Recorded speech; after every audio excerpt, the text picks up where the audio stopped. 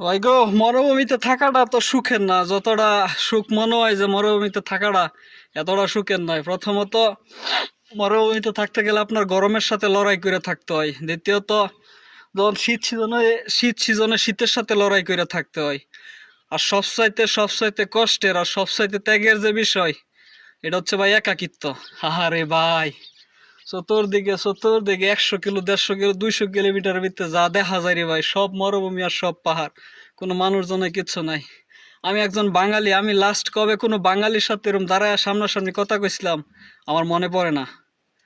কারণ আমার মনে নাই যে এতদিন হয়েছে আমি কোনো বাঙালি দেখিও না, কথাও বলি না।